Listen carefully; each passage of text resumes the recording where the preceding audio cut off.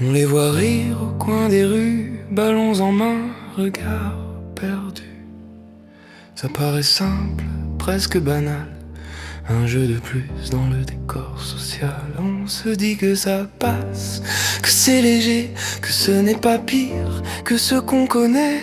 Mais derrière ces scènes familières, le corps encaisse même dans la lumière.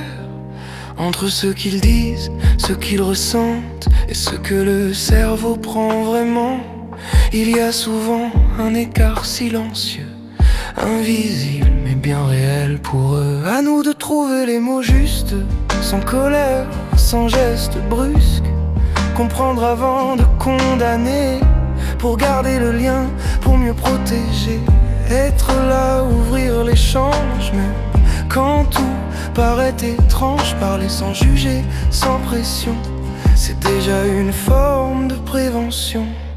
Quelques minutes d'euphorie, mais l'équilibre parfois vacille. Les chutes, les malaises, les signes discrets que l'on préfère parfois repousser. Quand l'usage devient plus fréquent, quand les quantités augmentent lentement, le contrôle glisse sans prévenir et le risque s'installe sans bruit. Même quand le rire s'est éteint, le cerveau, lui, n'est pas toujours sain. Au volant, dans les gestes du quotidien, les effets peuvent durer plus loin. À nous de trouver nos justes, sans menace, sans discours trop brusque, exprimer l'inquiétude, pas l'interdit. C'est souvent là que le dialogue vit. Rester présent même en silence, observer, écouter avec vigilance, protéger sans rompre le lien. C'est un équilibre fragile mais essentiel.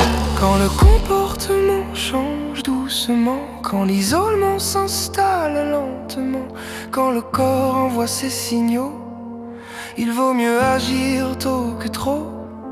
Il existe des lieux pour en parler, sans jugement, en toute confidentialité. Demander de l'aide, ce n'est pas céder, c'est refuser de laisser la situation s'aggraver.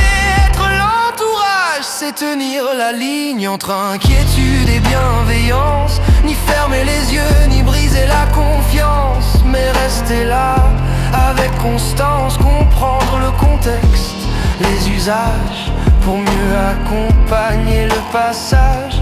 Parler, écouter, sans condamner, c'est souvent ainsi que l'on peut aider. Mieux vaut un mot dit trop tôt qu'un silence qui pèse trop. Le lien reste la meilleure protection quand on choisit la compréhension. Quand on choisit la compréhension.